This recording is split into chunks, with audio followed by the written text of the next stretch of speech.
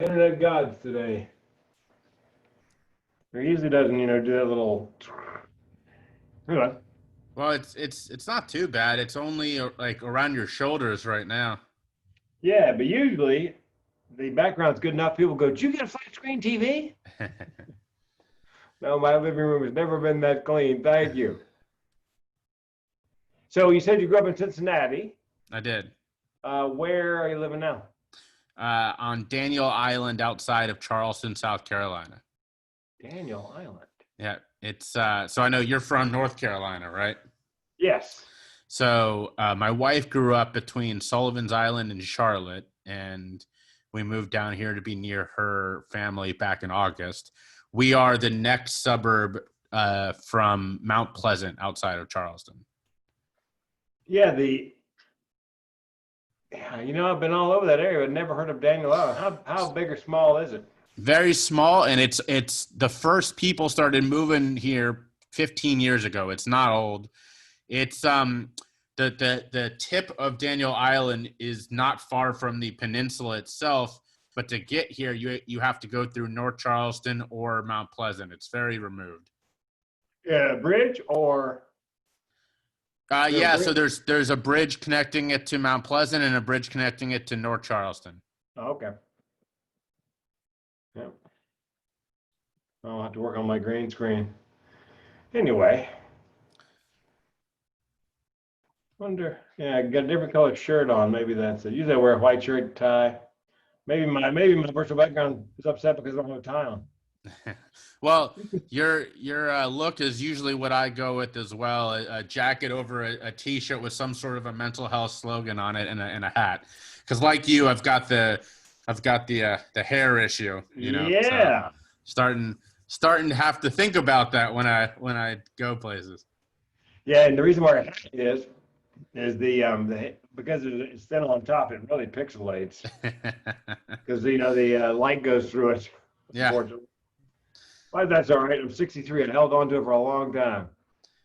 My dad gave me the advice. He said, "Look, I was he and I look very similar to where he looked like when he was my age." And he said, "Best thing I ever did was start shaving it short when I was young, because by the time I was completely gone, nobody really noticed the difference."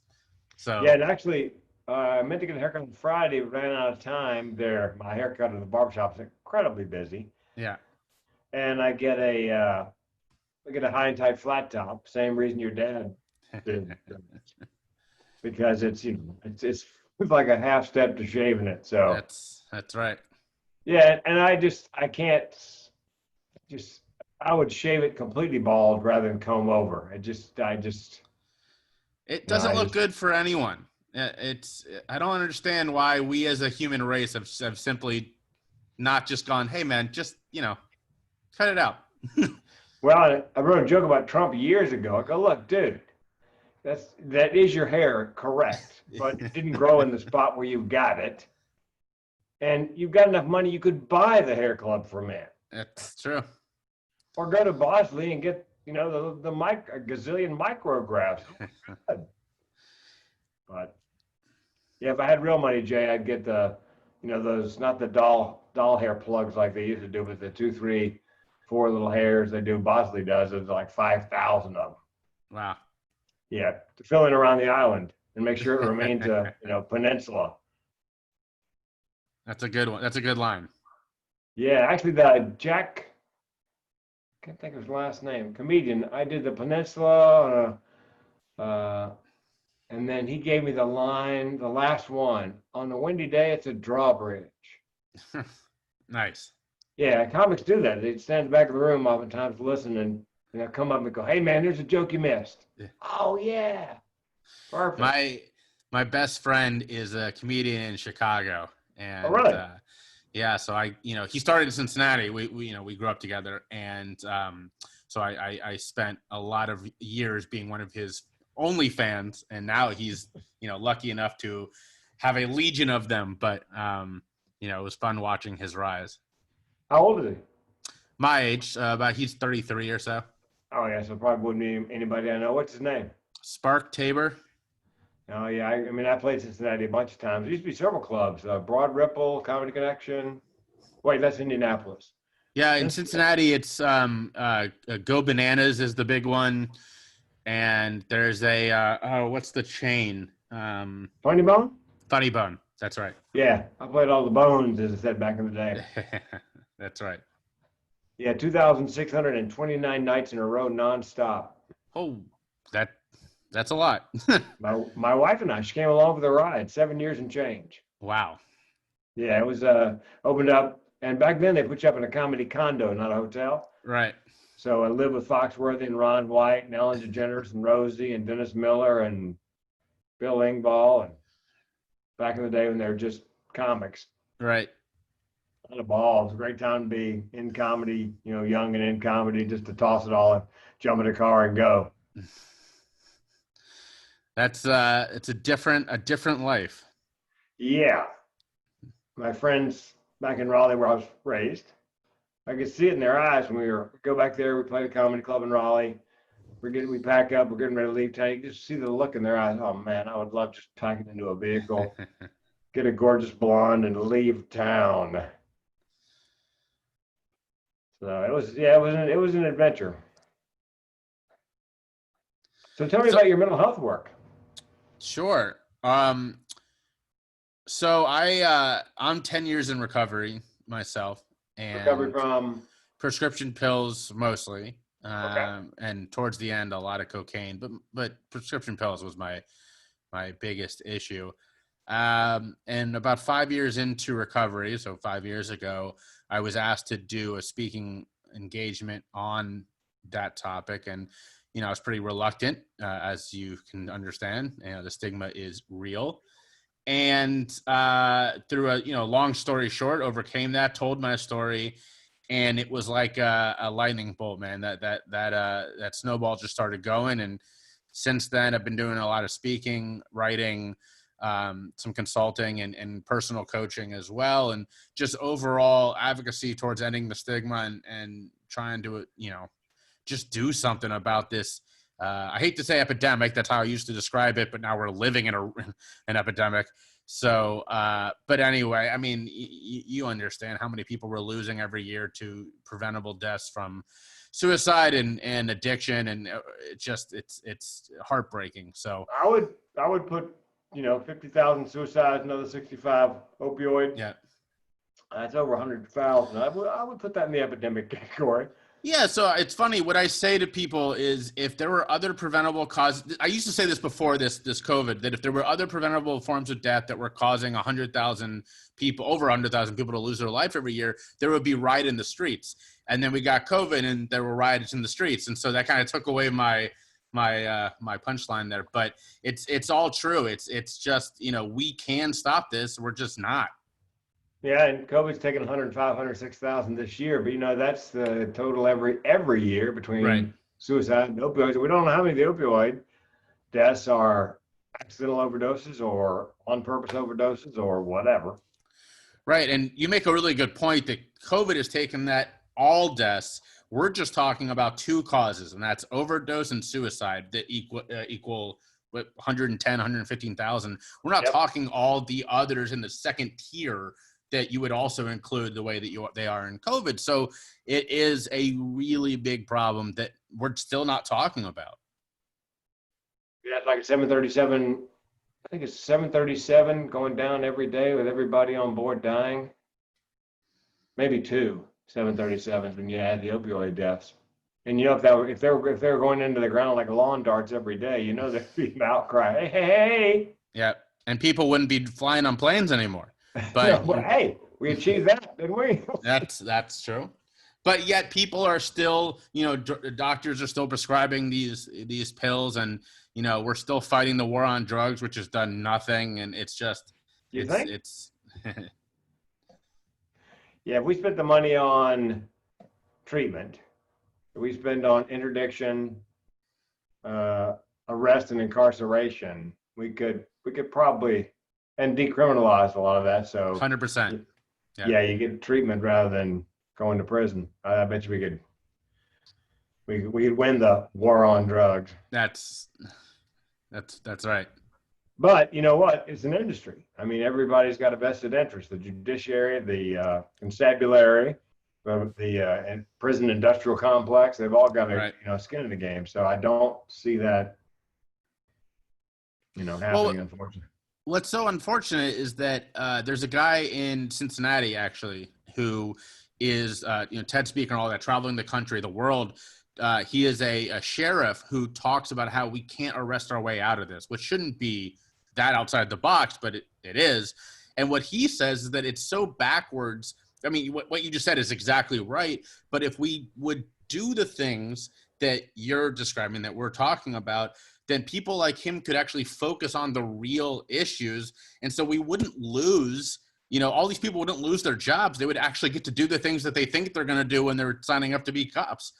Maybe that's not as the right thing to say right now, but there's too much focus on these drugs. And his whole point is we can't do the jobs we're supposed to be doing because we're so focused on these out-of-date drug laws. Yeah. Well, look at all the people in prison now for offenses with weed. And it's legal in, I don't know, 10, 12 states, District of Columbia, certainly in Oregon. Yeah. Legal plus medical is like all but 10 at this point. It's ridiculous. And New York just passed the first state that you can no longer legally job drug test somebody for marijuana, that it is illegal to do that test. Yeah, my wife microdoses, and so do I actually. Tinctures, a couple drops on the tongue for depression, pain. Definitely. And they can't drug test her for the job or randomly, but if she gets hurt at work, first thing they're going to do is a drug test. Right. And if she's got drugs in her system, then the workers' comp company is going to fight tooth and nail. So she got a medical card for that reason. Smart. Just for the insurance, because she has arthritis and some other issues. And so, yeah, so it's just still got to, be careful job-wise. Yeah, well, as I like to say, when you're starting from below zero, simply getting to ground zero is progress, but it doesn't mean we should celebrate it. No. My good fortune is I'm allergic to anything opioid or fake opioid like Dilaudid. I throw up like Lindsay Lohan after a 3-day weekend. That's a good allergy to have. Oh man, it's taken me years to convince my medical providers. I go, look, what's that? It's Dilaudid. Okay, is that like a fake opioid? Yeah. Well, here's the deal. I need the legal limit of Zofran or Phenergan, antiemetic. Otherwise, I'm going to hurl. Oh, we'll give you a little something to take the edge off. No, I'm telling you. So I'm there with a nurse, and she goes, I give you something to take the edge off. I said, okay, fine. Those new shoes? She goes, yeah, you like them? I go, yeah, I like them a lot. She gives me the Dilaudid. Within 30 seconds, I'm hurling on her shoes just to make a point. And what's funny is she's telling that story from the opposite perspective. And she's telling there is this one guy.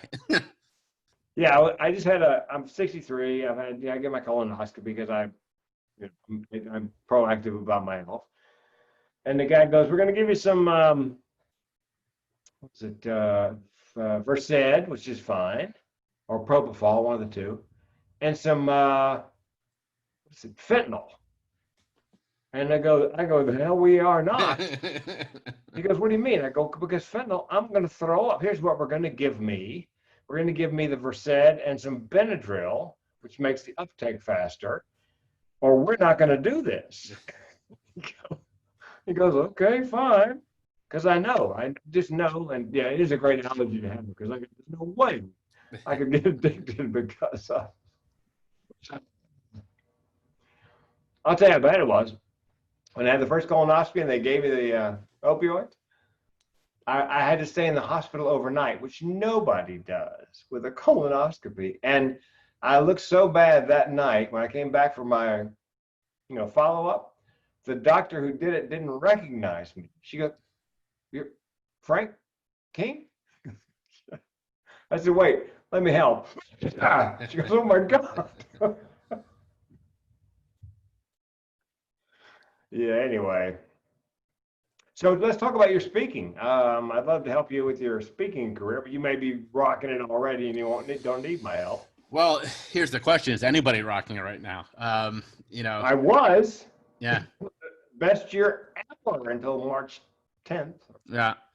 Yeah, I had sort of just crossed the plateau from, never getting paid to probably about 50-50 in February. And Oh yeah.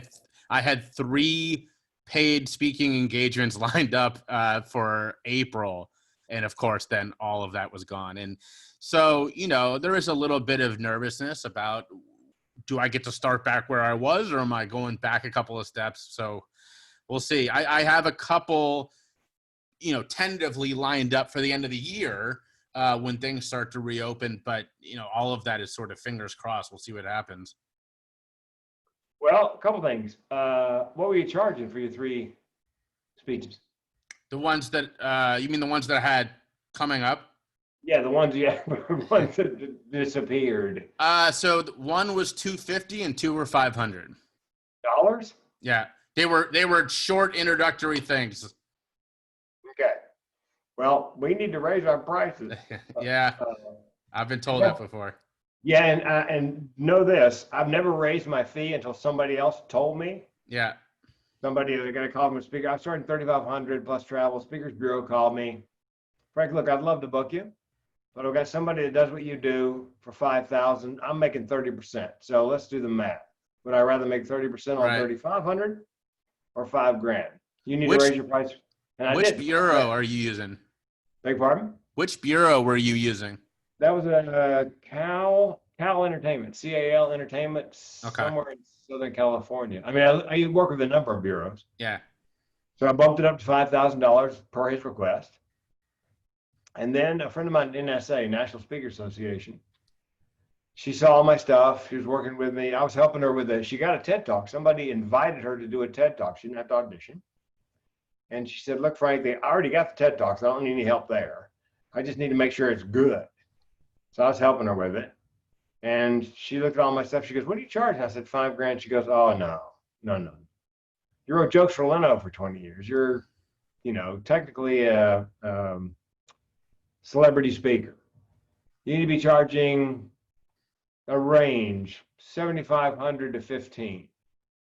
I go, really? She goes, yeah. So I bumped my fee to 7,500 to 15. I haven't made it 15 yet, but I did have 2 10s, one in January, one in February. And so, because sometimes, somebody else can look at what you've been doing and go, man, you're way underpriced. Right. When you can't see it because, you're taking home a check $5,000. It seems like, it seems like enough, doesn't it? Well, if I took home a check for $5,000, I'd be perfectly happy. Well, here's the deal. New speakers coming out of NSA. Do you know the National Speakers Association? Are you familiar with NSA? Yeah. Yeah, they will, most every chapter has a speaker university. They've like 10 weeks and they run people through there to get them up to speed on speaking. And they're spitting them out and they're all charging $5,000 apparently. That's what they tell people. You got to start at $5,000. And given your experience and your lived experience and your recovery, I would, from this point on, if anybody asks, what do you charge? $5,000 plus travel. Well, the most I've charged so far is $1,000, so that would be a pretty big jump. Well, you can always come down, Jay. Sure, that is good advice. Well, what I can do is I've got something called the Make It Work menu, given to me by the young woman who said you need to bump your fee to 75 to 15. Mm-hmm. And what it is a list of things a client can do that won't cost them much, if anything, that they can use to lower your fee. For example, if they're going to professionally video record it, then they can knock $1,500 off my fee if I get a copy. A couple of LinkedIn recommendations, another $500. There's a little over $4,000 in discounts on that sheet. And that's really smart. You can start at 5, because I was discounting anyway, but I was never getting anything for it. So in November, I said 75. They said we don't have it. I sent them the sheet. I think we got down to like $4,750. Plus and I put it in the contract. Video recording, LinkedIn recommendations, the value as a discount. And they could do 4750 plus travel. And so, but when you start at 75, that gives you a lot of room to come down. Yeah, Plus, that. perceived value. Yeah, right. You say you charge $5,000 or 7,500. They figure you know what the hell you're talking about. Yeah, So the sheet. That's a really good idea that I have not heard. I like that a lot. an NSA friend, the NSAers are very giving with this worked for me. You should try it. Right. And it's worked several times. And I'll be happy to send me. I've got your email address. I'll send you a copy of it. So I've looked at the NSA and I've been really close to pulling the trigger. Do you think it's worth it? At where you are right now? Yeah. Yes. Okay. Yeah. A couple of reasons. Your fees are still really low. Mm-hmm. I hope from this day forward, when anybody asks, you'll say $5,000 plus travel and then negotiate down if you have to. Yeah. Because what you don't want to do is leave money on the table. Right. The Georgia chapter is very strong. And I would go to a meeting once a month. I'd go to a couple of meetings. You don't have to join to go. You just go and see if it's a good fit. See if every meeting they talk about some aspect of speaking business. How do you put a demo together? How do you work speakers bureaus? Sometimes they have two speakers, two topics. And 15%, 20% of the people in the chapter are doing it full time. Those are the ones you want to network with. Mm-hmm. And I would recommend where you are. I would volunteer if you join. Volunteer for a committee. Get to know the movers and shakers. It can speed your speed up the process of getting you more money sooner, more bookings sooner by being active in NSA. I joined, first thing I did when I quit comedy, I didn't quit comedy, but stopped doing comedy clubs because they were disappearing in the mid-90s, was join NSA to learn the business of vernacular. It's not a stage, it's a platform, it's not a gig, it's a booking, like that. And so I could speak the language. And I don't know if you have a one-pager yet, but you need a one-pager. And I can send you one if you'd like to see it. Yeah, I have a one-pager. I couldn't tell you what a speaking one-pager looks like. Let me send you one. And basically, Please. it's a photo at the top, short description of the speech. And then right below that are the learning objectives, which is what the meeting planner really cares about. What are you going to teach my people? Right. And then the bottom is my bio. So I always do benefits over bio. And on my website, same thing. The learning objectives are up near the top on the homepage or right there, so I don't have to scroll very far to find the learning objectives. But I'll be, matter of fact, if you go to my website, click on meeting planners, the tab for meeting planners, all my one sheets are there, downloadable photograph, things that meeting planners would need. But I'll send you the make it work menu and a one sheet so you can see kind of how I did it. Thank you. Yeah, because that's what the meeting planners often say, look, send me a demo and send me a one pager with the learning objectives as a pitch. Yeah. And do you have any video testimonials? Video testimonials? Like you mean from, I have video examples of me. I don't have video testimonials. Okay. I recommend. I learned this from young people. It's called social proof. I would recommend when you get done with your speech, you got your iPhone or smartphone in your hand. I would go to whoever booked you and go, look, do you mind getting a video testimonial? I'll ask you a couple, 3 questions, take about 30, 45 seconds. Sometimes they demur because they don't want to be on camera, but they usually recommend somebody who will. Sure. And I just asked them 3 questions. Basically, hey, what did you think of that idiot Frank King? B, did we achieve our goals today? And then 3, would you recommend Frank to other groups? Takes about 45, 60 seconds.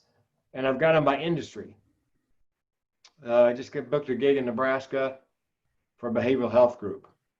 And so I sent them a bunch of mental health, like I did NAMI, Ohio, and I got the executive director. I did a suicide prevention coalition or foundation, Ohio. I got the executive director. So I've got some for school. I got some for construction. by industry. Mm-hmm.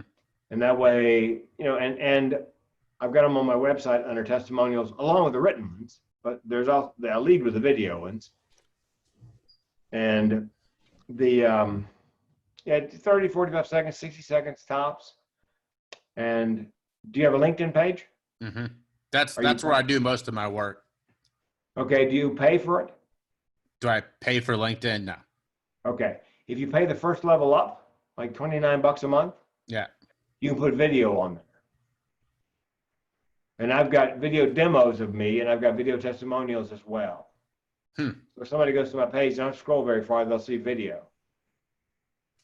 I figure it's worth $29 a month because Sure. we're speakers. If you weren't speaking, Right. I wouldn't advise it. But as a speaker, it's a good place to post video. I've never looked at the paid option of LinkedIn. That something I just have not done my homework on. Well, and listen, Jay, if you don't want to hear it, for God's sake, so Frank, shut up. No, this is all. I'm like shocked that I'm getting all this free advice. I really appreciate it. Oh, my pleasure. Yeah, because I charge a potload for this, Jay. By the way, I'll send you my price sheet with everything else, so you'll know what value you got in your first.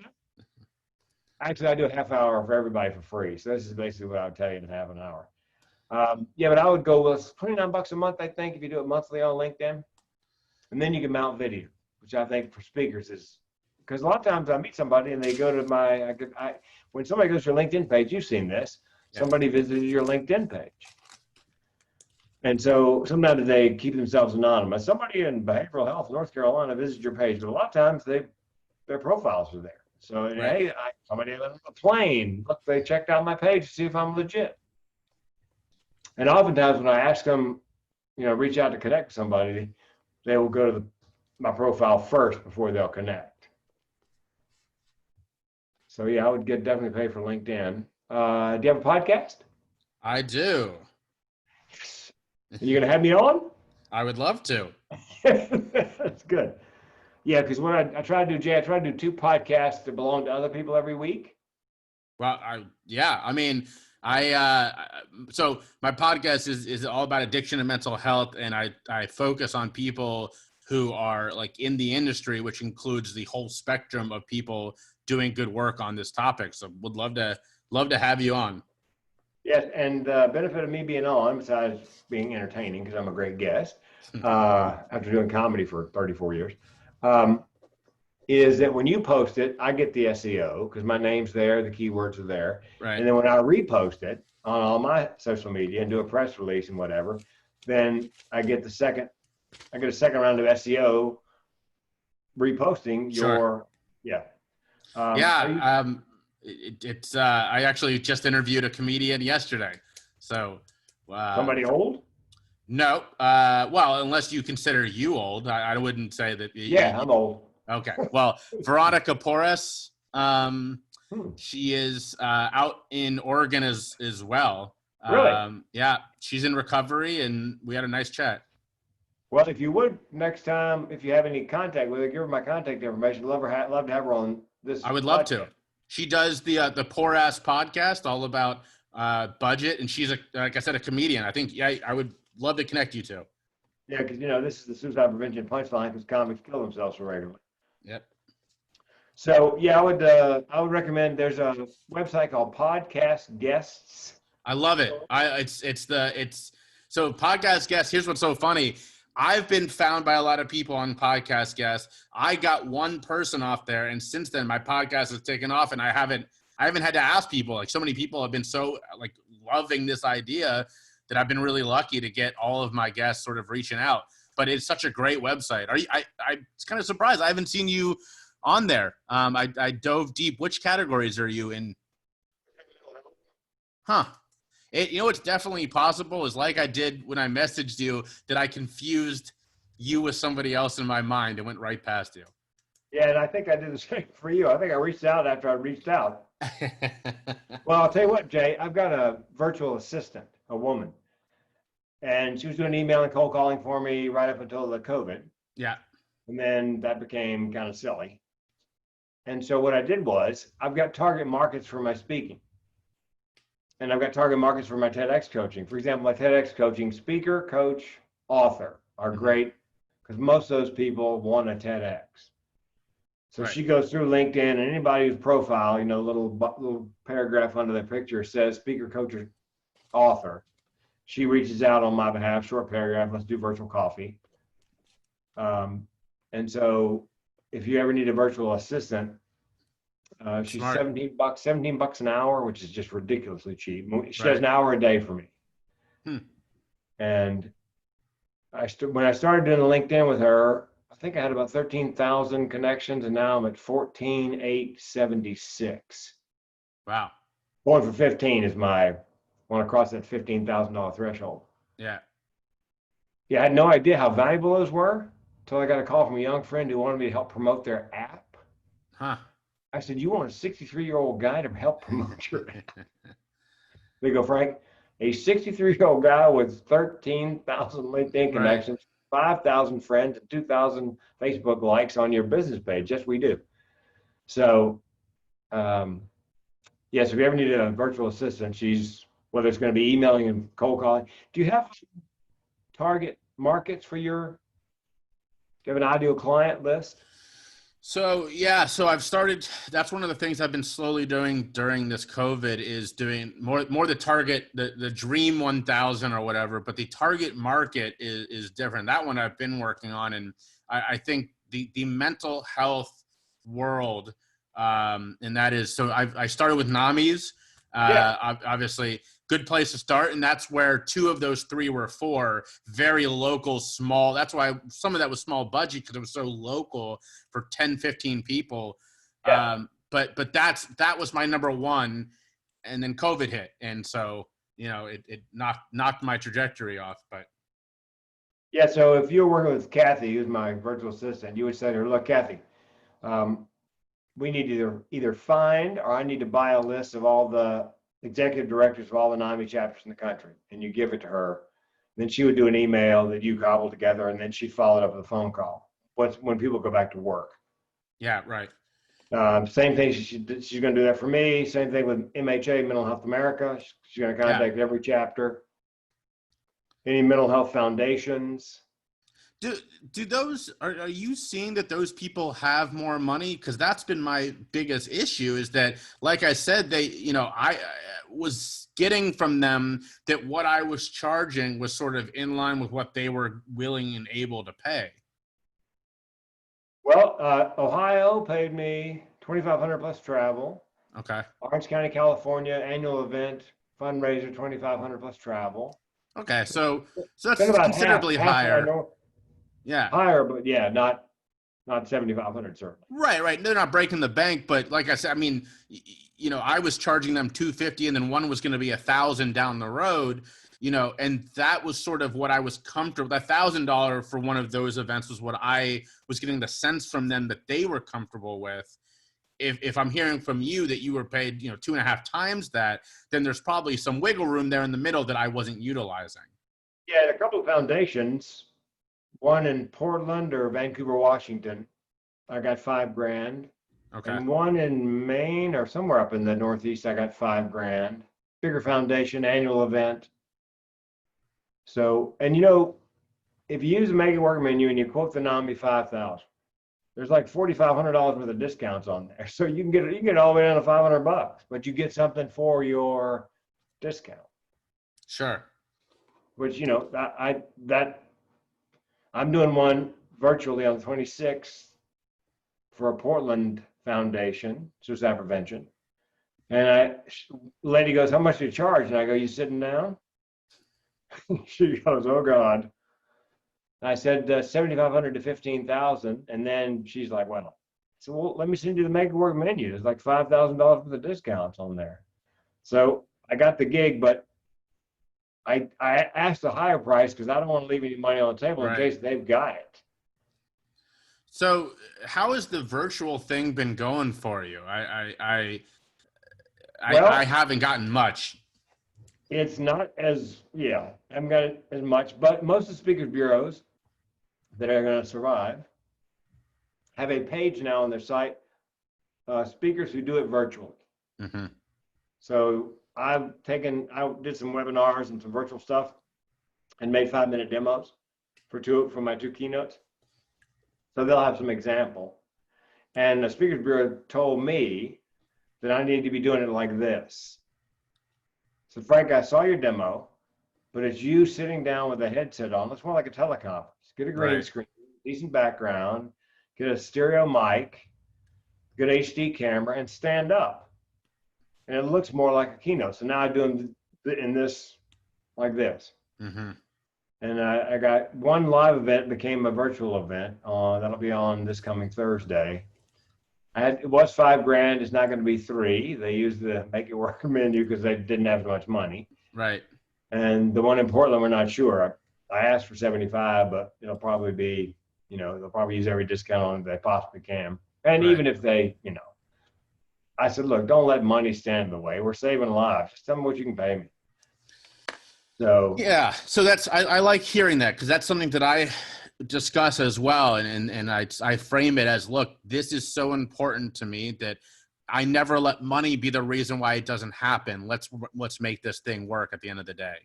That's why the make it work menu. It comes in really handy. That's a wonderful tool. I'm very excited to see that.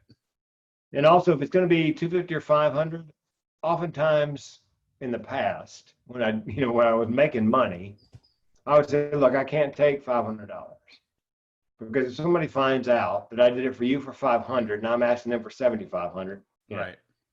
So do this: make the check out for 500 to my favorite pet rescue, animal rescue. That way, I never touch the money. So if somebody goes, "Hey, you did it for $500," look, I didn't. They wrote that check to my favorite animal rescue. I never touched the money. That's really smart. That's really smart. And especially if, it's like that fits into the whole message of what I'm doing anyways. It's like, that's really smart. Yeah, I never say I speak for free. I always say no fee because psychologically that implies I have a fee. Right. So you do podcast guests. You got a podcast. Good boy. I put my podcasts up on YouTube always, even the audio ones.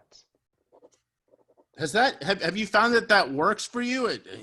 I mean, again, so like my perfect example is my buddy, the comedian in Chicago. He doesn't do YouTube, but he's doing Twitch now, and I can't do the whole Twitch thing. No, Jay, I decided I had to pick my platforms. Yeah. YouTube, because they transcribe it right away for closed captioning. And Google not only listens now for keywords, of course, they've always gone through text for keywords. So you get that double SEO bump. Mm-hmm. And an audio one, I got it's called Easy Converter, and it converts the MP3 to an MP4 and MOV, and you put an image. Mm-hmm. That way you can load it up on YouTube. So you still get the audio and the text. Right. And my Zara, who is my partner, who's obviously got a conflict today, she goes, "We need more subscribers." I go, "We do not. I don't care if anybody even listens. All I care is Google is paying attention." Right. That's smart.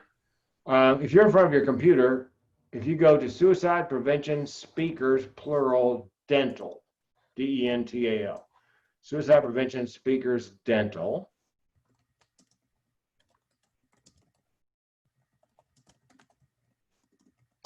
and scroll, you should find 2, 3, 4, 5, 6 organic listings for the mental health comedian in one form or another. On the front page alone, there's 5. Yeah, exactly. Yeah. Yeah. Which, that's first page Google. Right. So that's my marketing right there. That's what I teach other speakers. Well, how do you do that? Well, you get a podcast. You do. Why dental? Dental. Well, you remember we talked about audio clients? Yeah. What I did was I looked at the occupations have highest rate of suicide. And also smart. The ones that are doing something about it. And dentists were sort of the first to tumble. They need to do something about it. So of the top 10, I chose 5. Dental, veterinary, physicians, construction is the number 1 at-risk occupation, and project managers who often manage construction. So that's all the marketing I do. I don't market to anybody else but those 5 occupations. Well, that's not true. I market to other healthcare, chiropractors. I guess healthcare is overall nurses, chiropractors, Mhm. osteopaths. A woman, my last gig was osteopathic anesthesiologist. She typed into Google, suicide prevention osteopaths. Of course, I came up on the Right, first right. page. I couldn't believe that you came up on the first page. I go, well, because I post something, a blog post, a vlog, something. I have a press release service that I use for $59 a month. I find a great article on suicide and osteopaths. So I put a link in the little paragraph describing it, put the link to the article in the press release, and put my name and my website and all over it, and keywords, and whatever. And then I put it up online, and 300 or 400 people generally look at the press releases, and that brings me up first page on osteopath. So I recommend, by the way, it's called expertclick.com. And I never write an article of my own. I just find one I really like, put a paragraph, usually the first paragraph from the article with a link to the article, an image, and my website all over it, and a video of me in there somewhere. And it's a great way to get up on first page, whatever. Is it really a press release? No, not really. But do I care? No, not really. That's fine. I Um, think you're touching on a really interesting point, and that is that so many people, and this is something that I've been working really hard to break out of, but so many people are held back by rules that are unfounded. Like that one where you just said, "Is it really a press release?" Who cares? Like it works. Yeah, it's it's really, interesting. huh? It's something that people that I would work with would be interested in. And you know what I do, Right, Jay, is once I put it up, I get a link to it. And then I put that on LinkedIn with a paragraph and keywords. And I put it on my Facebook business page, my Facebook page. I put it on Twitter, the link to the podcast, to the news press release. So I put it all over the place. Again, because I want Google to, my name to pop up, bubble up on whatever topic, occupation, whatever. Because Google loves new content. right. So Yeah, this is a lot of really good ideas that give me a lot to work on.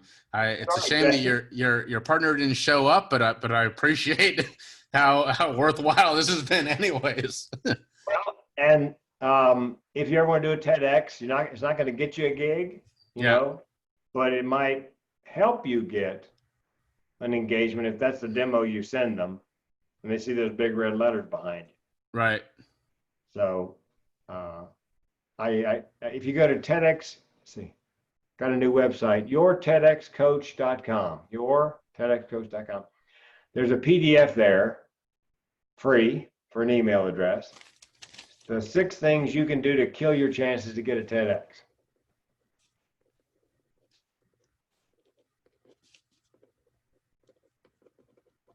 And it's there for 2 reasons. One, if you read that PDF, you're reading what you shouldn't do, you can read between the lines and realize, oh, well, then I should do the opposite.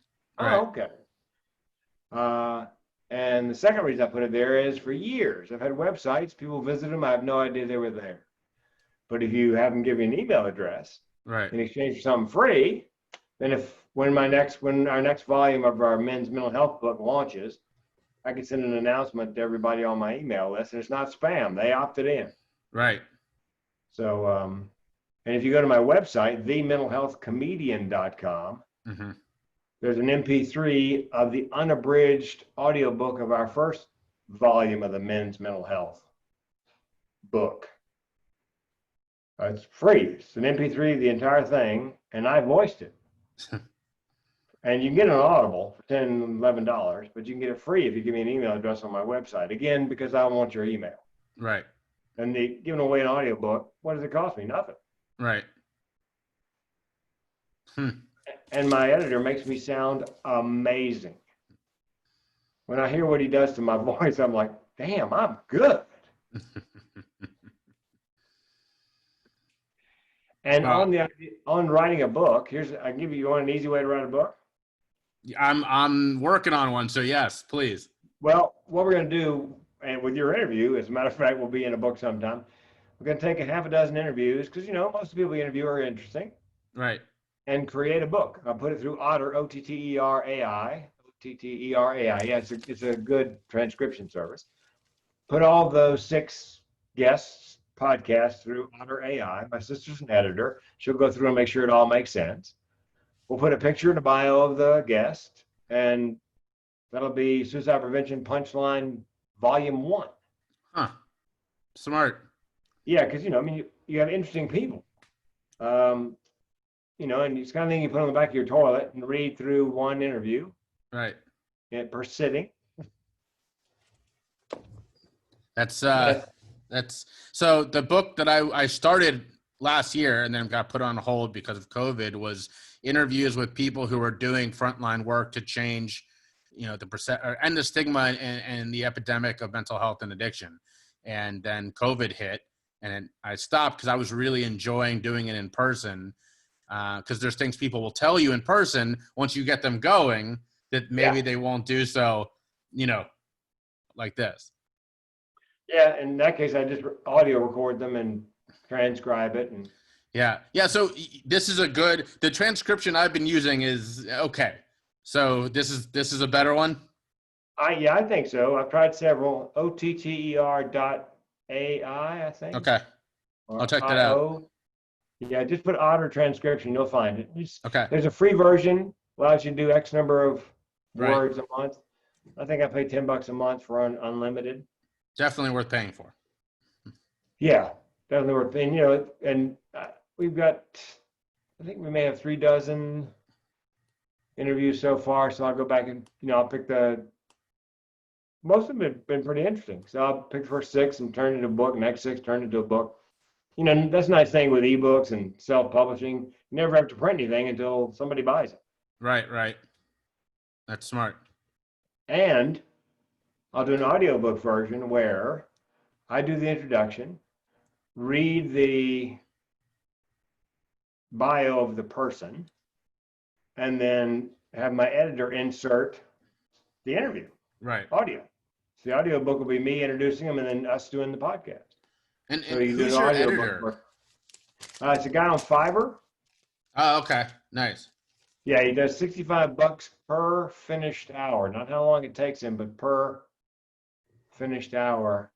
Our book was first book is 150, 60 pages, and I think he put some music under the beginning of each chapter, so it came out to $410 or something.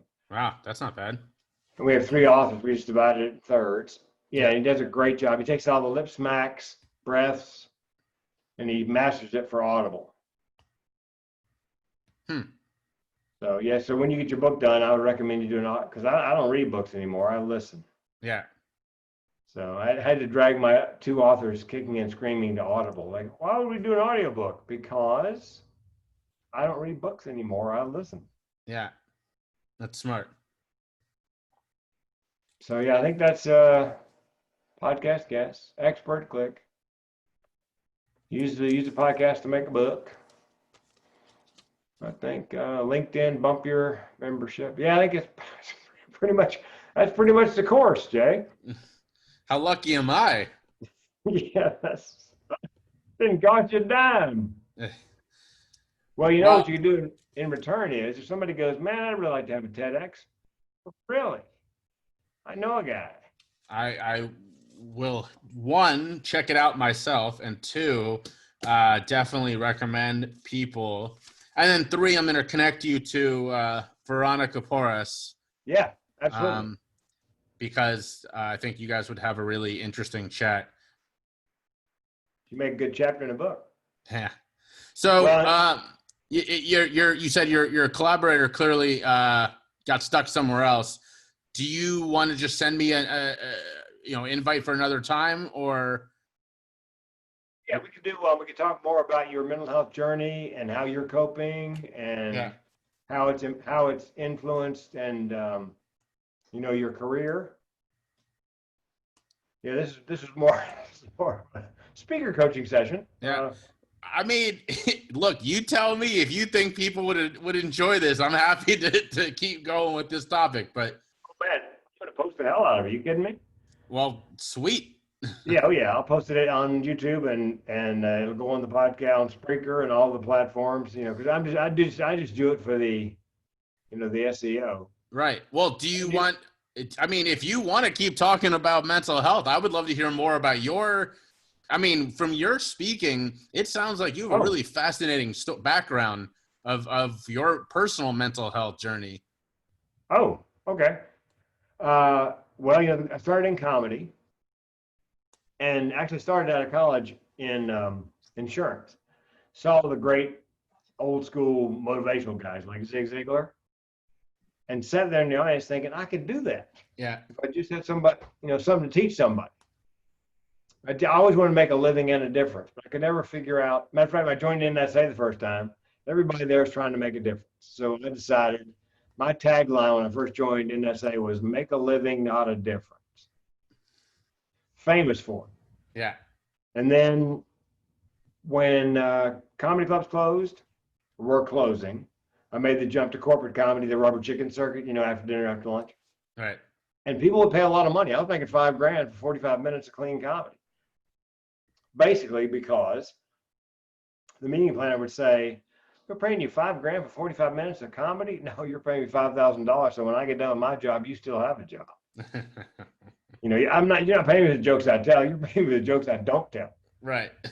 Well, that ran from 95 to 2007 when the recession started, or the last recession. I never thought I'd say that in my lifetime, but here we are. Yeah. And by 2008, 9, by 2010, businesses dropped off 80% my speaking business. And we filed Chapter 7 bankruptcy, lost everything we put together in 25 years of marriage. And that's when I learned what the barrel of my gun tastes like, literally. And spoiler alert, I didn't pull the trigger. And I use that in my keynotes always. And then the next story is a friend of mine in the audience. He heard me say that, comes up afterwards. He goes, "Hey, man, how come you didn't pull the trigger?" "Hey, man, could you try to sound a little less disappointed?" I wish the audience laughs. That's the humor. I don't tell jokes. I just tell funny personal stories.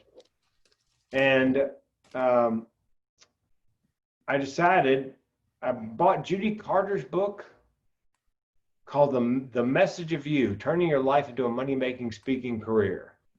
Because Judy started out as a magician, comic magician. Then one night her props didn't arrive, with the luggage on the plane. So she had to do 45 minutes of stand-up. She did it. She thought, "Why am I dragging props around?" And then she got a corporate booking for as much as she'd make in a week in a comedy club. And she's thinking, "Why am I doing comedy clubs?" So she became a speaker, and now she coaches speakers. I'm on her website. I'm the TEDx coach, and because that's the one thing she doesn't do. But I bought her book, and I thought, I got nothing to tell anybody, teach anybody. Halfway through the book, I'm like, "Oh my God," because the book sort of takes you step by step to find what she calls your heart story, the thing that you're passionate about, the thing that makes your heart sing. And halfway through, I thought, I do, given my generational depression and suicide in my family, my close call. I mean, everybody in my family is crazy, more nuts than a squirrel turd.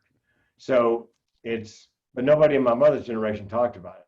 My generation, different story. Anyway, and I thought, how am I going to rebrand? Because everybody thinks of me as a comedian. My wife goes, TEDx talk. I go, "What the hell's that?" And just by chance, I got an invitation on Speaker Match to submit for TEDx. Oh, what the hell? So I submitted and I got it. And I came out at age 52 on the TED stage as depressed and suicidal. Nobody knew. My family, my friends, my wife. When my wife's about to hit play, when it posted, I go, "Look, stop, don't hit play.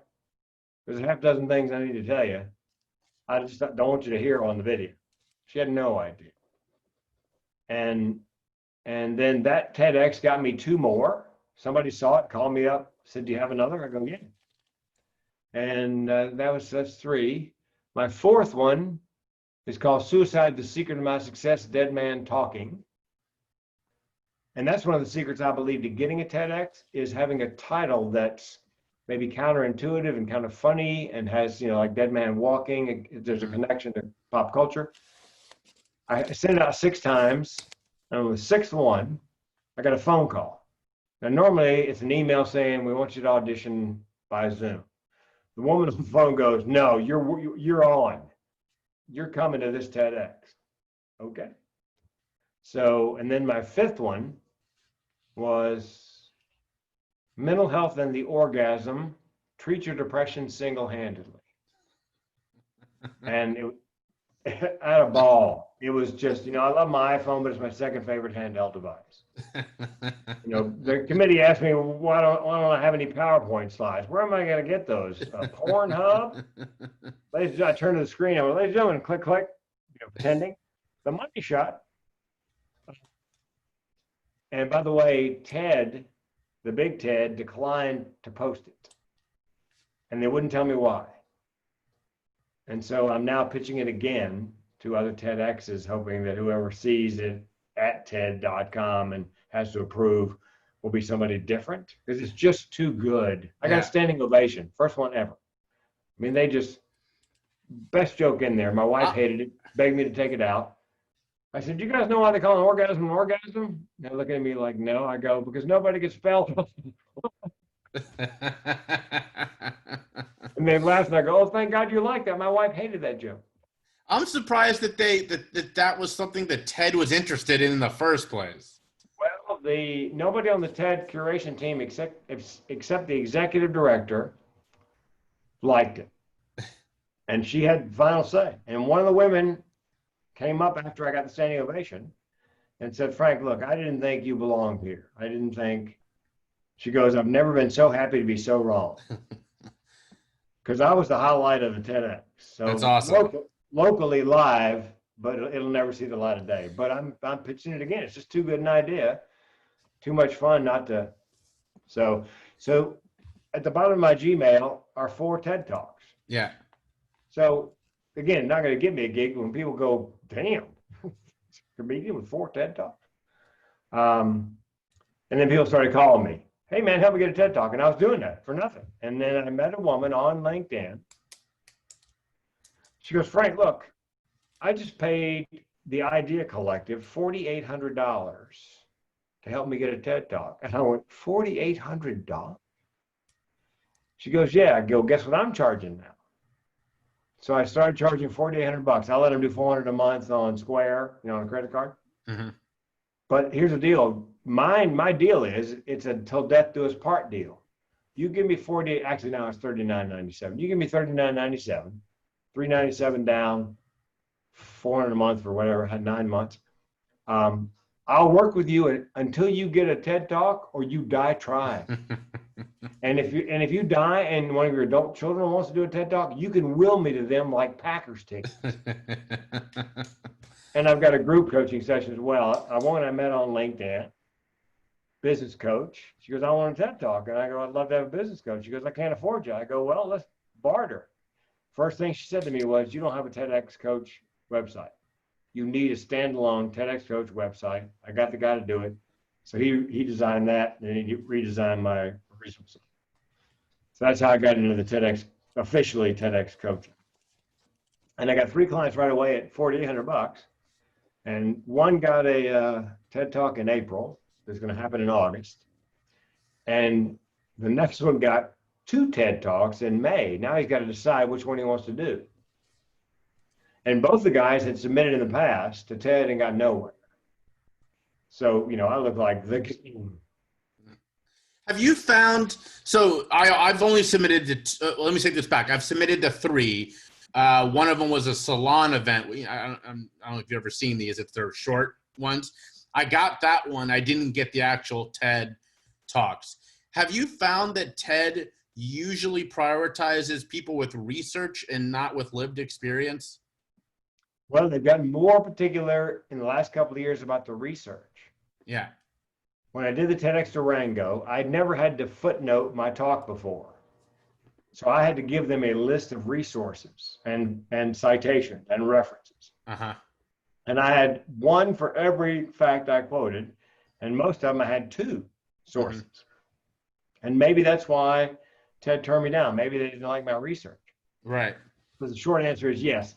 They become more focused. I think what was happening, Jay, was people were making stuff up, Right. Yeah, that makes sense. What statistics and stuff.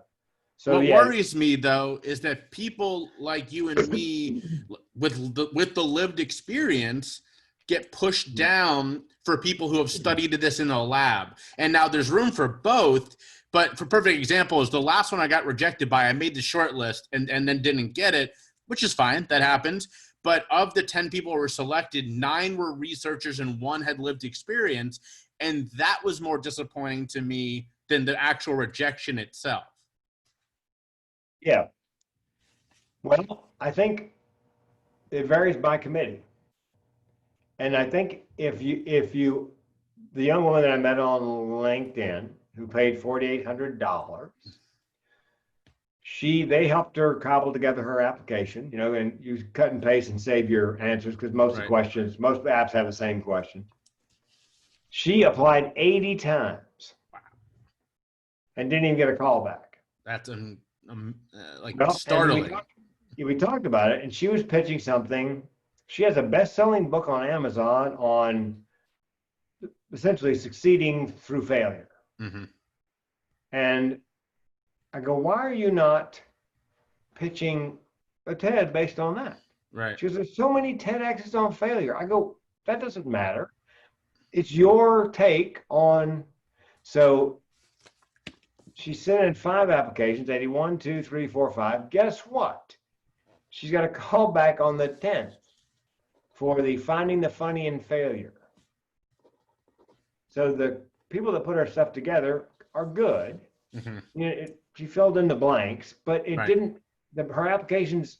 That's not what she should have been doing. Right. You need somebody to go, no, that's not going to work, or this is what you need to talk about, Right. and help you write the pitch, because it's like pitching. It's like an advertisement. You need to, suicide: the secret of my success, counterintuitive, dead man talking, mental health and the orgasm, treat your depression single hands. That's going to get a second look, whether they book you or not. That's going to get a second look.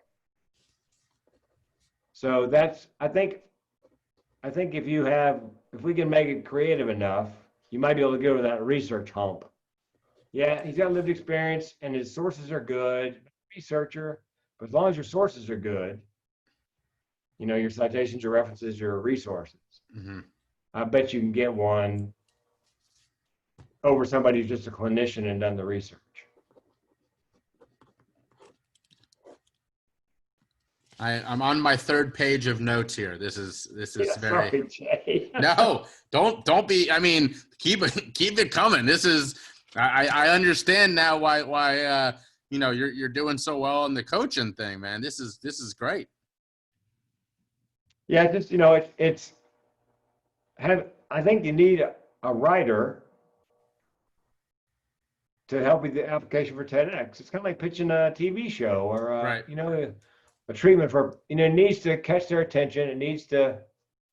We're doing a comedy thing, comedians in mental health. And we filmed the Zoom, 4 comics, 10 minutes apiece. And then after that, the host interviewed each of us for a little interview piece. So the show will be basically 1 comic doing time and then sitting down with the host, and they have a conversation, ask questions. And I said, well, here's the pitch. It's Dry Bar Comedy, which is a clean comedy series on YouTube. Dry Bar Comedy meets the Actor Studio, which is that guy used to interview an actor every week, meets One Flew Over the Cuckoo's Nest. So whoever hears that, the guy who we were pitching it to goes, wait a minute, back up. Give me that again. I go, it's Dry Bar Comedy meets the Actor Studio meets One Flew Over the Cuckoo's Nest. He goes, that's great, because that allows him to sell it. Right. I tell speakers, look, a speaker bureau cannot sell you until you can sell yourself.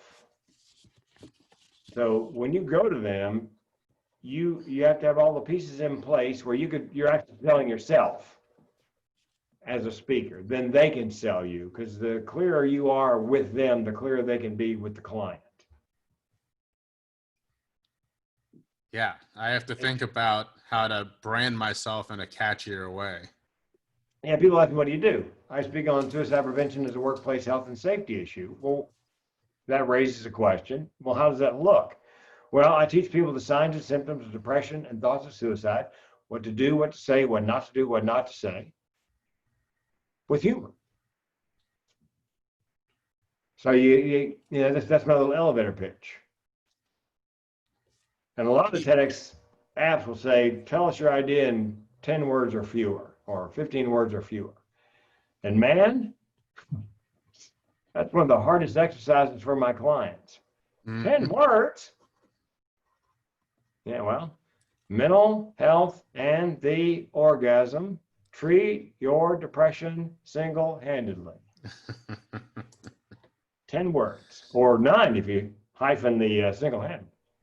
So, yeah, because the one thing that'll kill your TEDx application faster than anything else is too much, too long. So let me ask you about that actually, because I'm on your LinkedIn page, and I noticed that you just have suicide prevention speaker and the mental health comedian.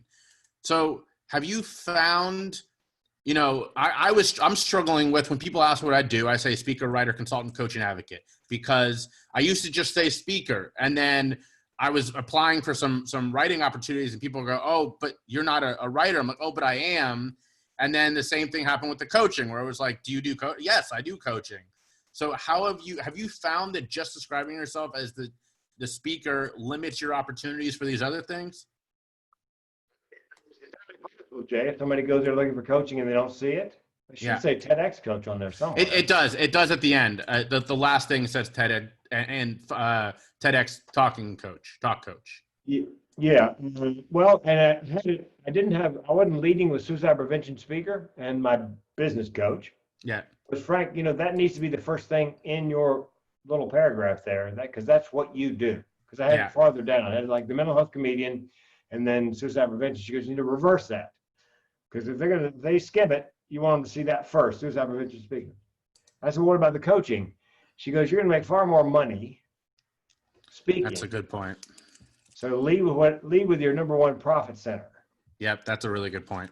And then make sure you mention TEDx coaching, because that leads into a conversation about speaker coaching. Yeah. So you're saying you would recommend shortening that, but in a strategic way. Yeah, and I think lead with speaker, and then mental health speaker, or I don't know how you describe yourself. Whatever. I say mental health and addiction speaker, writer, consultant, coach, and advocate. Yeah, I would definitely lead with the mental health speaker. Yeah. Mental health and addiction.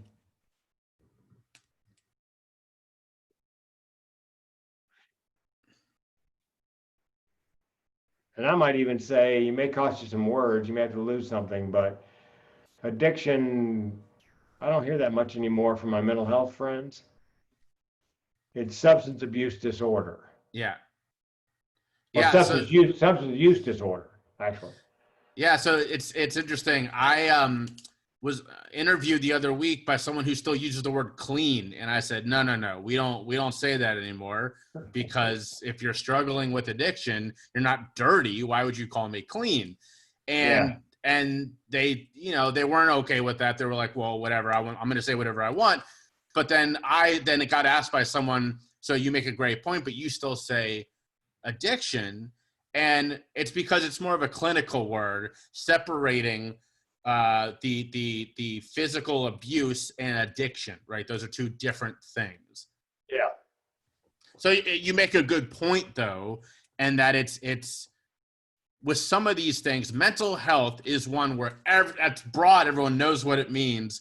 But when it comes to the drug issue, it's a lot harder. There is no term like mental health that is broad enough to be everything.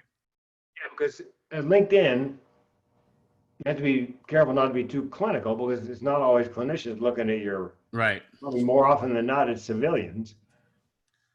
So you want to make sure, they know the term addiction. Like the word committed suicide. I lost a gig because in my first TEDx, it was Frank King, mental health raw. Yeah. I didn't know that had gone out of fashion. And they said, well, we're not going to book you because you used the word. I said, well, look at the next 3 times. So what were they recommending? Instead of committed suicide, died by suicide, completed a suicide. Huh.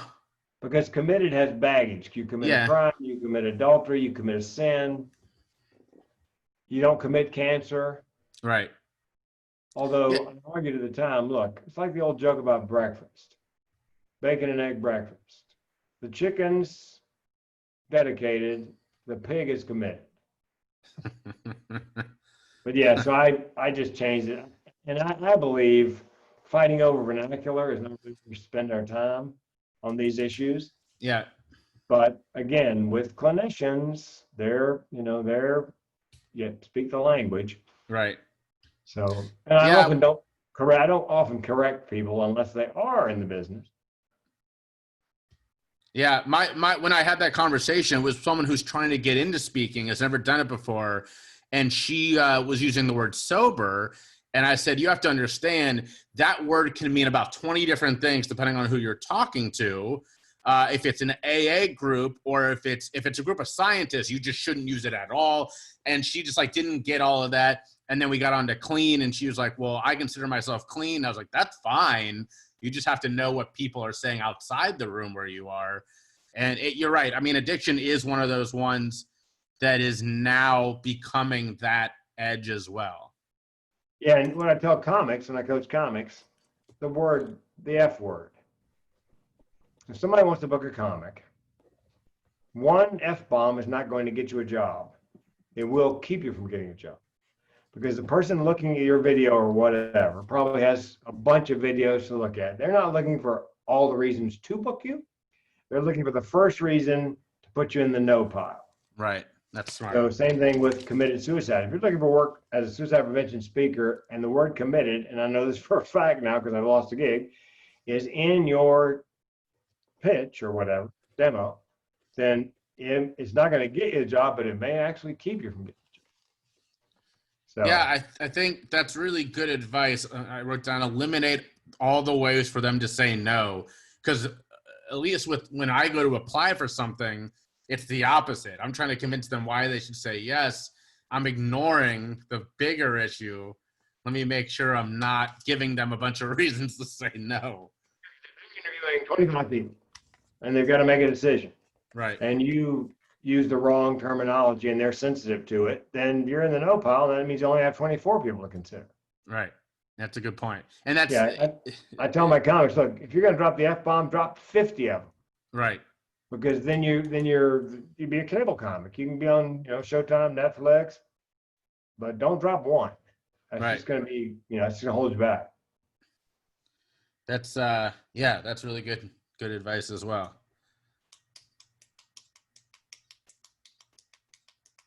Man, you've given me a lot of great things to work on. Well, here's the deal, Jay. Yeah. And I tell this to all my friends, clients, whatever. It's not charity. It's enlightened self-interest. That's right. I'm like the mob. I do you a kindness. Someday I come to you. Or you get an opportunity, you go, Jay, we're looking for there's no such thing as like a funny mental health speaker, is there? As a matter of fact. Yeah. Yep. Definitely happy to pass that or to keep you, front of mind. And, if I can do anything short term besides, what we already mentioned, if there's a place that you collect online reviews or anything, I'm happy to do that, as well as LinkedIn. If you want to send me a request for a what do you call it? A review or whatever they call it. Or whatever. Yeah. That's what it is. I'm happy to fill one out. Actually, I'd rather send you one for a Google review. Do you have a Google My Business page? Have I Googled yours, or are you asking if I have one for mine? Do you have a Google My Business page? I have a page on Google for my business. Correct. Yes.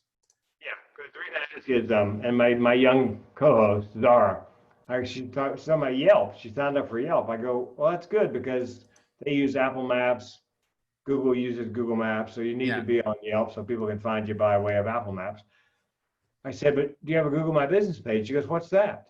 I go, that's how you get Google reviews. You have to have a Google My Business page. And then you Yeah. create a link you can send out and say, hey, man, how about a Google review? Because those help a lot with the SEO, more so than a LinkedIn review. I'd love to have as many Google reviews as I possibly can.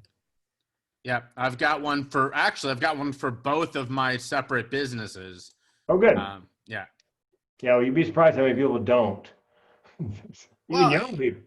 I'll say, the one thing is that Google doesn't make it easy to do some of that stuff, and it took me longer than it should have as a young guy who has a lot of experience to figure out why this wasn't working. And it's all about, because essentially Google's trying to get a little too smart with it.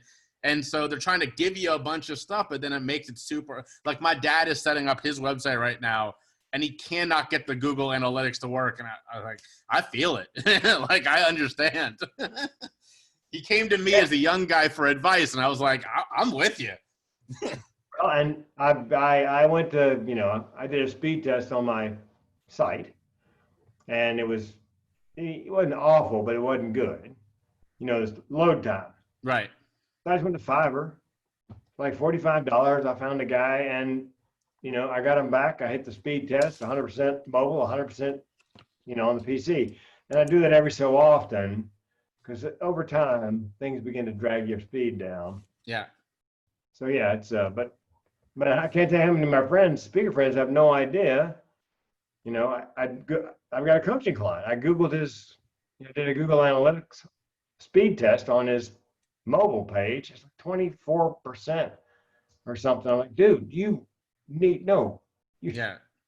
you need to be at least about 50, above 75%, somewhere in the top, close to 100 in terms of load time.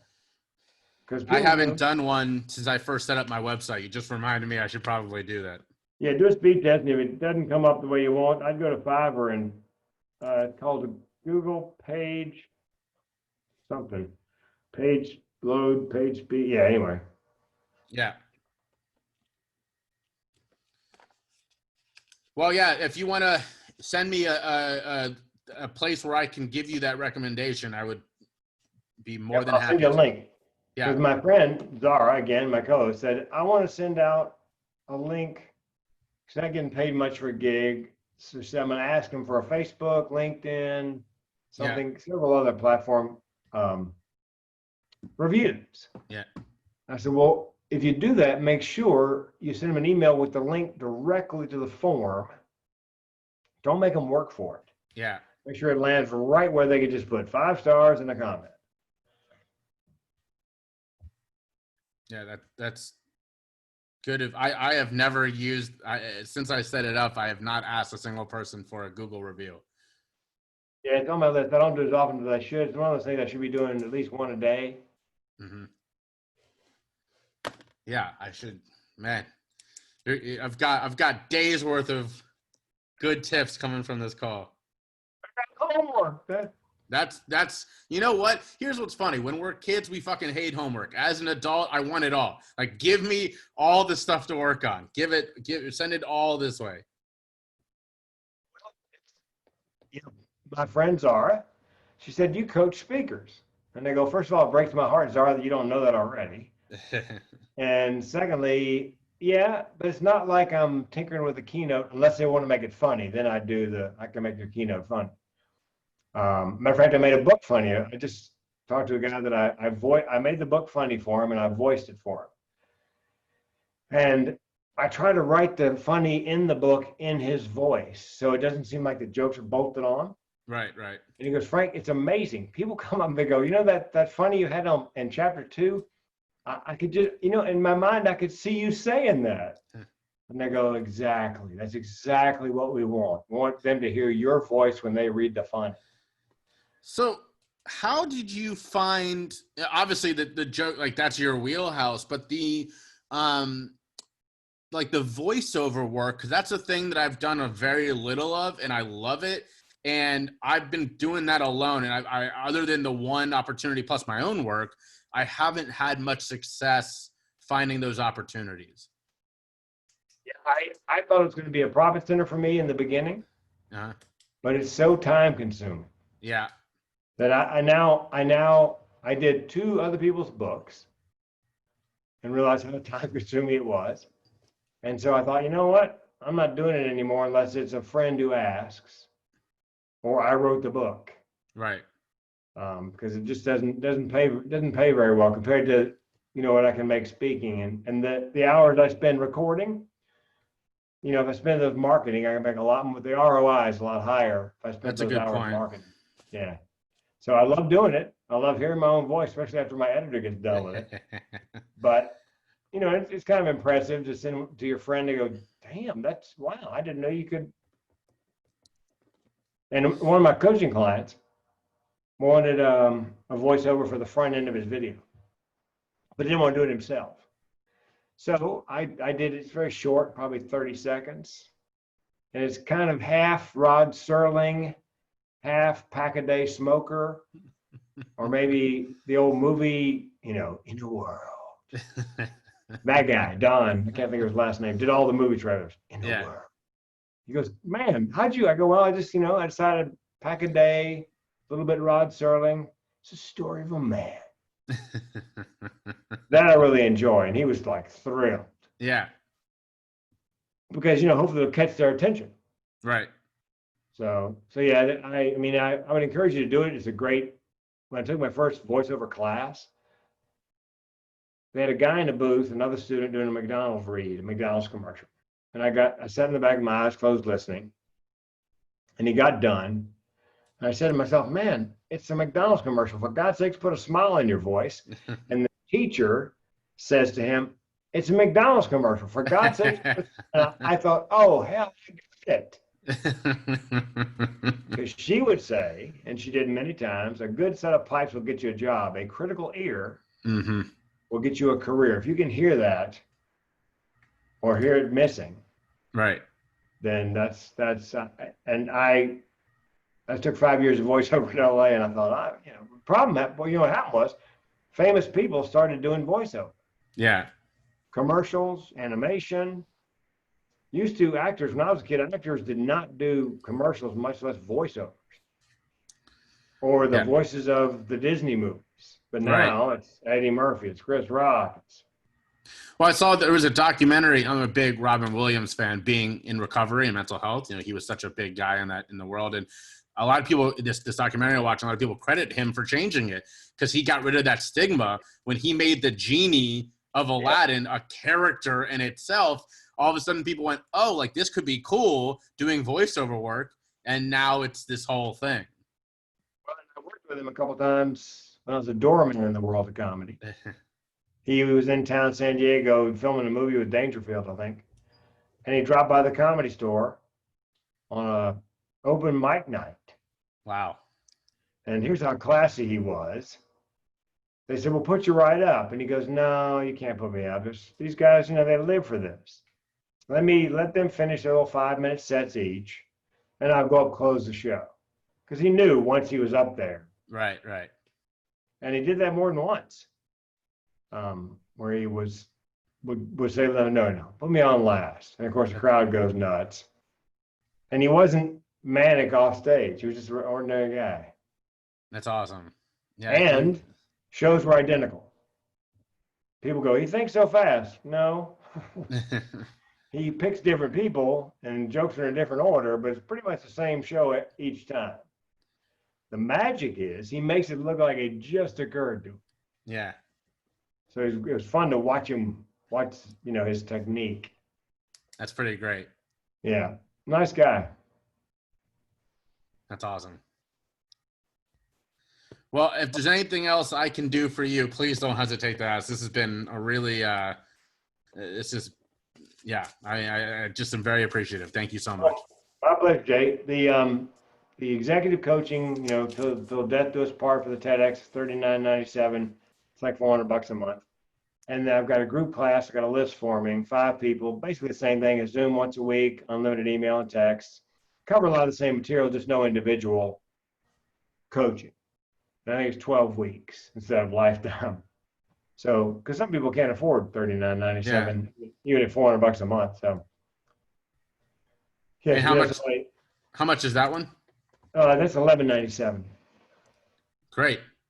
Well, like I said, I'm on your LinkedIn right now, and yeah, please send me that link for a review, and we'll go from. And also, probably a separate email. I'll send you the Make It Work menu, Yeah.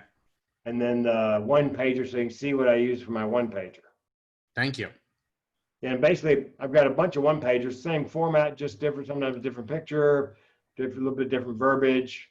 Basically, the same learning objectives, but put in the particular industry where it Sure.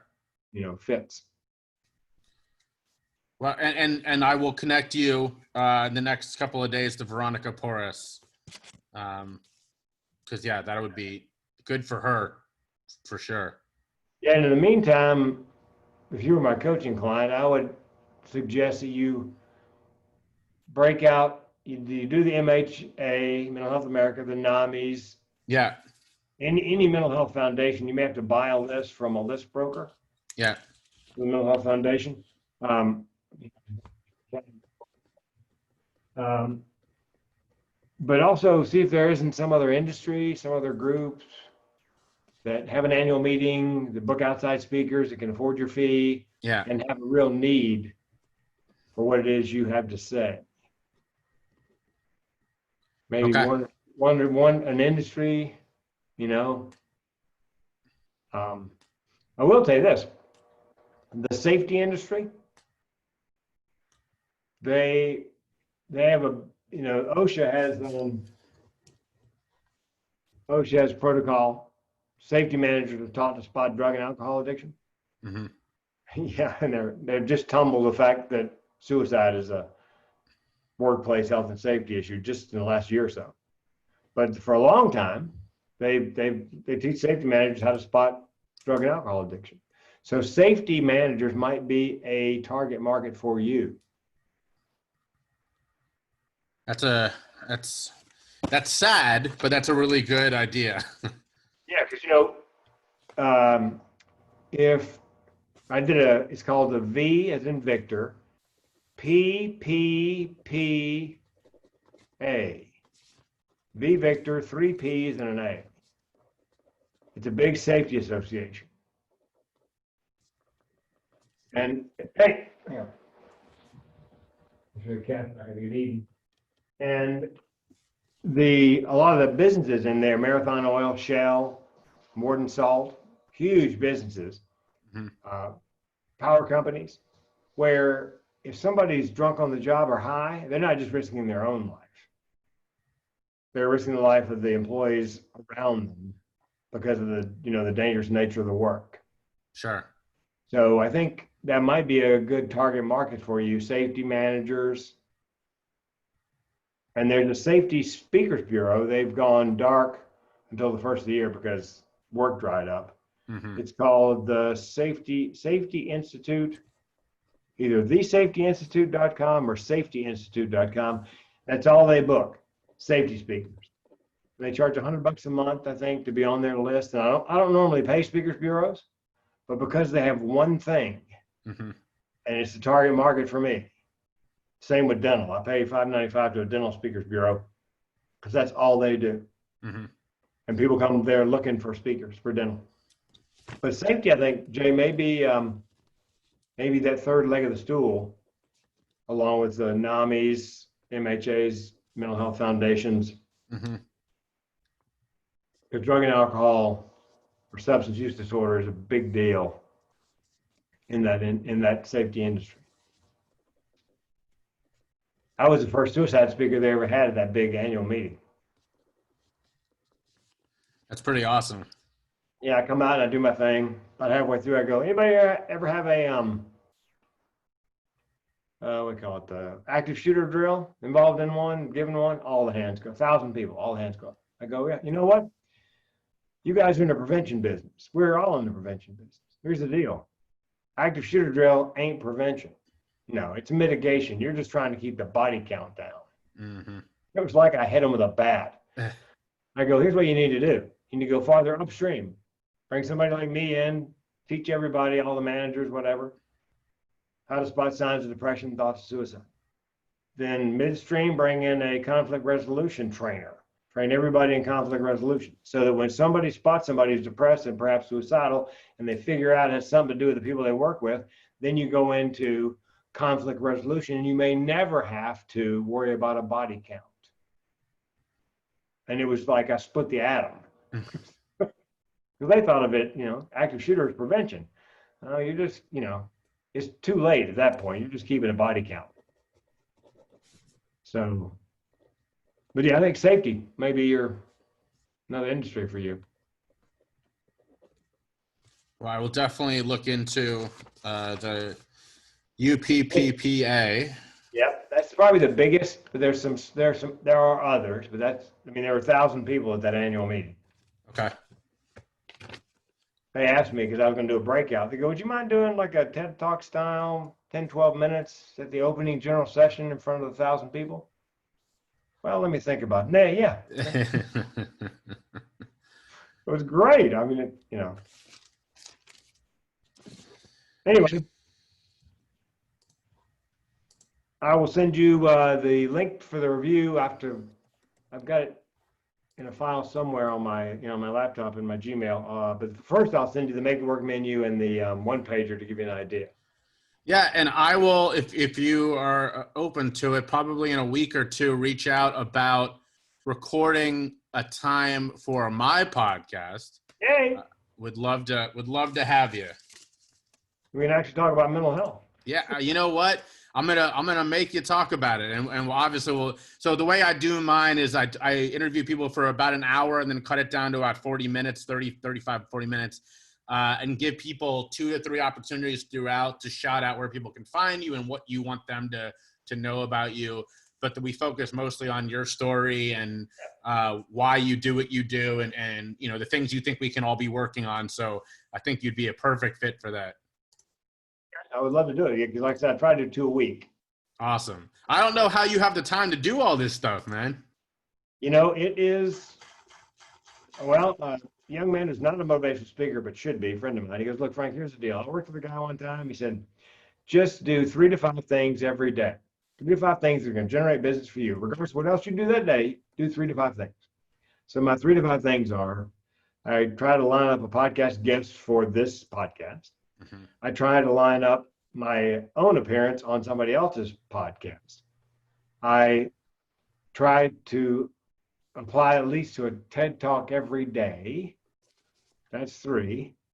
And then LinkedIn, stay caught up on, the sending out invitations for virtual coffees that my virtual assistant is generating interest for. That's 4. Oh, 5th one's exercise. That's important too. 2 questions. Yeah. One, where I have a Google alert for application or please apply for TED Talks. Where are you finding them?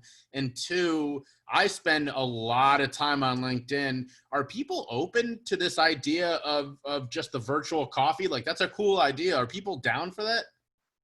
Yeah. It's very simple. Not only on LinkedIn, I've got a guy working on Twitter for me, same concept. It's just a short paragraph. It says, "Hi, I see you're in the mental health business. If you're up for it, if you'd like to do, or if you're up for a virtual cup of coffee sometime in the next couple of months, so you give them plenty of time, I'd love to hear more about what you do and why. In the meantime, here's the link to one of my TED Talks."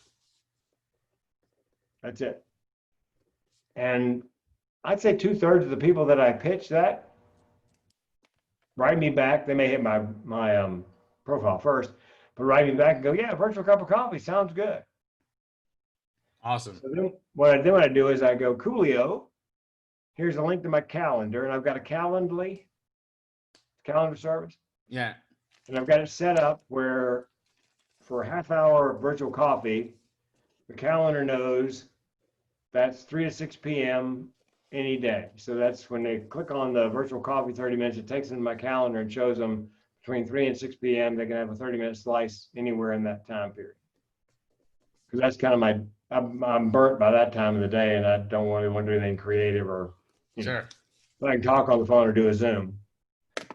So yeah, I would connect your Calendly or whatever your calendar service is to Zoom, so that, because when they click on a 30-minute virtual coffee, it creates, because it's connected to Zoom, it creates a Zoom link for that time, and they get a Zoom link for that time and day, and I get a note saying Jay signed up for, for this day and time. Matter of fact, when you signed up for this podcast, I got an email saying you'd signed up for 11 o'clock on Saturday morning.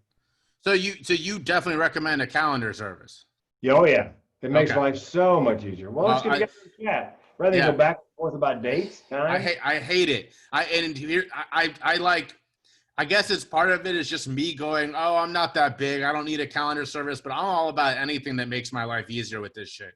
It's hugely, even in my personal life. Okay. We got to talk. So I've got another one, just says 30-minute something, not virtual coffee, 30-minute chat. And so I send them that link, and it's also hooked up 3 to 6 in the afternoon every day. So that way they pick a time, works for them. We don't have to go back and forth. So you recommend Calendarly? It's actually Calendly. Hard to say. Calendly. Yeah. And when you go in there, if you buy it, it's like $10, $11 a month, I think. Okay. You want to go in and connect it to Zoom. Okay. And Google, they, do you use it? Could it connect to your Google Calendar or? I think it may. It is Okay. a list of things you can connect it to. Okay. So it's, yeah. That's smart. Yeah, because then what'll happen is they pick a half an hour, and it'll show up on my Calendly as, scheduled meetings, and on my Zoom scheduled meetings. So first thing in the morning before I get out of bed, I scroll and see what time I've got meetings that afternoon. Smart. Yeah, oh yeah. I didn't have one for the longest time, and it's one of those things I can't tell you. I'm delighted I did it. All right, I will definitely check that out. Yeah, and oftentimes, if we set it way in the future, first thing in the morning, I think if you go to Zoom or Calendly, there'll be an email address to the person there. I'll drop them an email. Hey man, we still on for 3 o'clock today? Just to remind them. That's smart. And then the other one was, where are you finding all these TED applications? I typed in TEDx speaker application 2020, and then I did 2021. Okay. So And, I get. I don't know if you do you use Google Alerts? Oh yeah. So that's what I have, a Google alert for TEDx. I must just not have the wording well because I never get alerts from it. Yeah, I put in TEDx applications, plural. Okay. Yeah.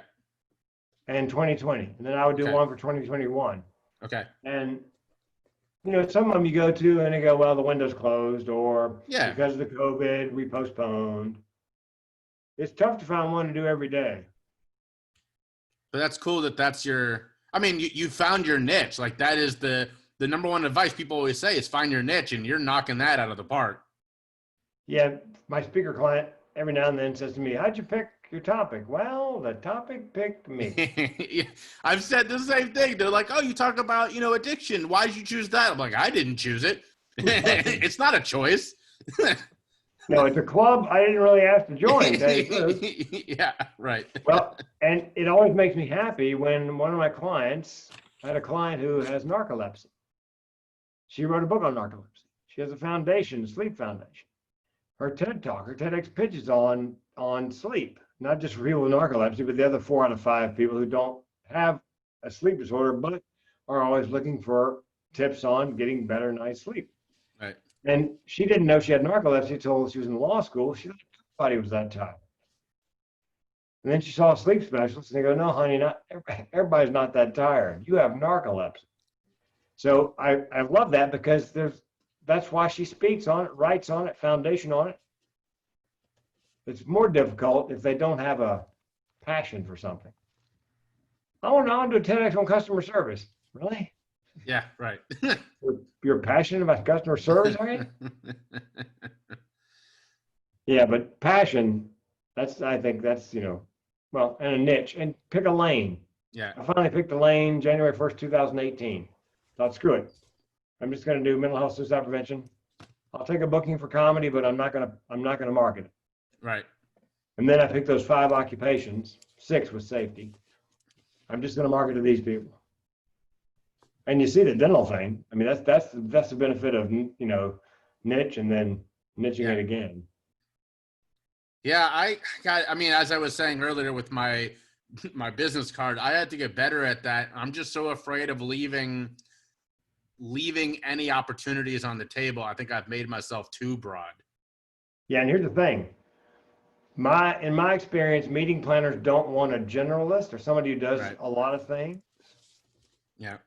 You go to my website, Mental Health Comedian, it screams suicide prevention. Right. You're not going to find anything else there.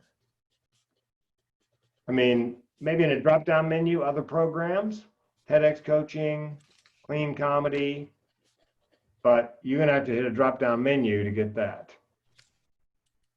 So I would say, pick a lane. Yeah, that's really speaking of where the money is. Yeah.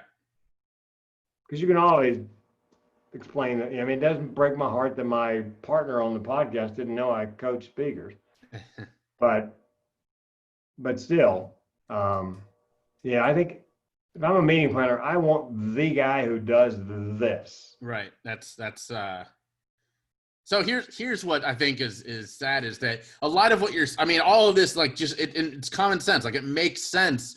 But as you said very early in this call, you need that other person to tell you that, even if you already know it, 90% of what I just told you in this last hour and a half, I didn't think, I knew it, it was common sense, but somebody had to tell me. Right. Pick a lane. Okay. Yep.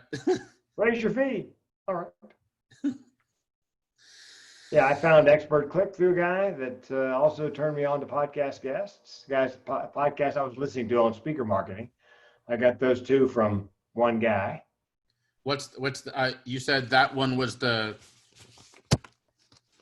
I have it in Tom Antion. Okay.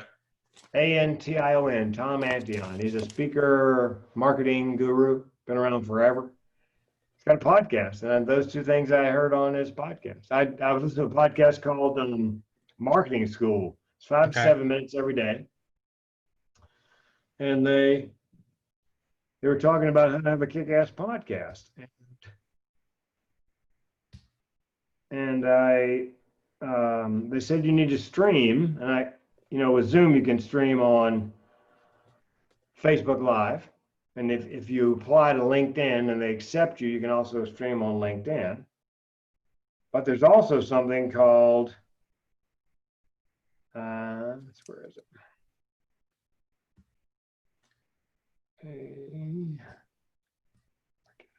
What do you mean apply to LinkedIn?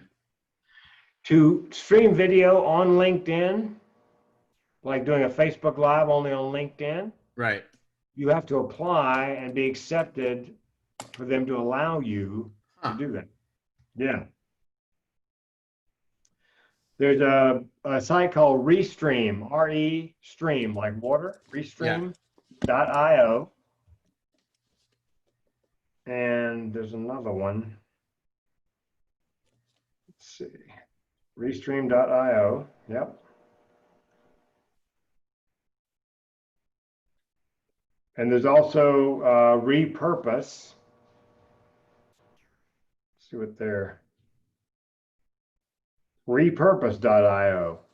And both of those, I just got an email from Restream this morning saying, add your first channel, reach viewers everywhere.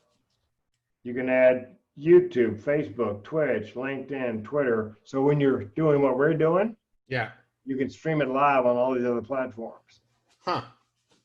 Which they say is a great way to get more subscribers, downloads, reviews, listeners. So I'll probably try to work my way. It's new software. I'll try to work my way through that and figure out how that works. Well, I'm happy to be your guinea pig. Yeah, well, hopefully by the time, if I figure it out, Jay, I'll go, okay, here's the deal. Here's what they don't tell you. You need to do this.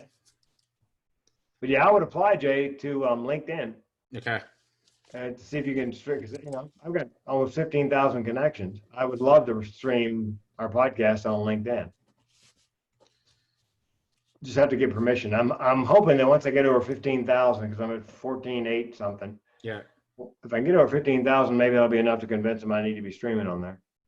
So I'm at almost 3,000, and that's only because for the last 6 months I've made that, like you were saying, one of my fives is, or whatever, things I focus on every day is LinkedIn, and adding at least a couple of people every day.